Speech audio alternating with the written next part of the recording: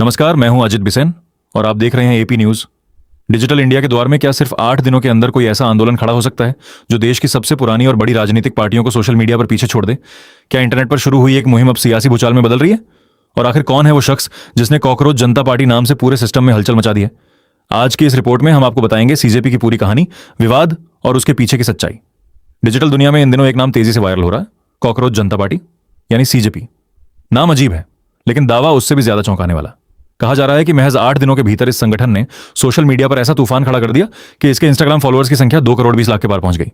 और यही आंकड़ा अब देश की राजनीति में बहस का सबसे बड़ा मुद्दा बन चुका है, क्योंकि दावा किया जा रहा है कि डिजिटल फॉलोअर्स के मामले में सीजेपी ने बीजेपी और कांग्रेस जैसी बड़ी पार्टियों को भी पीछे छोड़ दिया है। हालांकि यहां सबसे बड़ा सवाल यही है कि आखिर ये कॉकरोच जनता पार्टी है क्या? ना तो ये चुनाव आयोग में रजिस्टर्ड कोई राजनीतिक दल है, ना इसका कोई पारंपरिक दफ्तर है, और ना ही कोई बड़ा राजनीतिक चेहरा इसके साथ दिखाई देता है। लेकिन इसके बावजूद सोशल मीडिया पर इसकी पकड़ लगातार मजबूत होती जा रही है। और इस पूरे आंदोलन के केंद्र में है 30 साल के अभिजीत दीपके। महाराष्ट्र के संभाजी नगर से ताल्लुक रखने वाले अभिजीत खुद को एक डिजिटल मीडिया स्ट्रेटजिस्ट बताते हैं। फिलहाल वो अमेरिका के बोस्टन में रह रहे हैं। अभिजीत का आरोप है कि जैसे जैसे उनका आंदोलन तेजी पकड़ने लगा, वैसे वैसे उन पर दबाव भी बढ़ने लगा। उन्होंने दावा किया कि उनकी वेबसाइट ब्लॉक कर दी गई, एक्स यानी ट्विटर हैंडल पर भी पाबंदी लगा दी गई, और अब उन्हें व्हाट्सएप पर जान से मारने की धमकियां तक मिल रही हैं। मामला इतना बढ़ गया कि महाराष्ट्र के हिंगोली जिले में पुलिस को उनके घर के बाहर सुरक्षा तैनात करनी पड़ी। पुलिस का कहना है कि यह कदम सिर्फ एहतियातन उठाया गया है ताकि कोई अप्रिय घटना ना हो। लेकिन अब यह मामला सिर्फ सोशल मीडिया तक सीमित नहीं रहा। देश के कई चर्चित चेहरे भी इस बहस में कूद पड़े हैं। प्रसिद्ध पर्यावरणविद और शिक्षाविद सोनम वांगचुक ने सरकार को चेतावनी देते हुए कहा कि अगर ऑनलाइन अभिव्यक्ति को दबाने की कोशिश हुई तो लोगों का गुस्सा सड़कों पर फूट सकता है।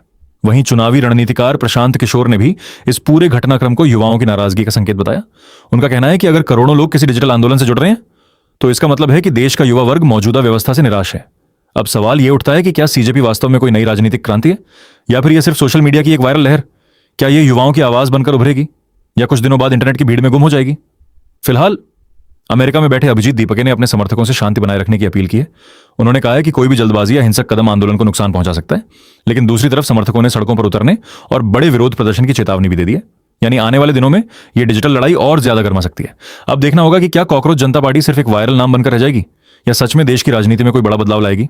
फिलहाल इस पूरे मामले पर आपकी क्या राय है? क्या सोशल मीडिया के जरिए कोई नया राजनीतिक आंदोलन खड़ा हो सकता है, या यह सिर्फ डिजिटल हाइप है? अपनी राय हमें कमेंट करके जरूर बताइए। अगर आपको यह रिपोर्ट पसंद आई हो तो वीडियो को लाइक और शेयर करें। चैनल को सब्सक्राइब करना बिल्कुल ना भूलें। नमस्कार।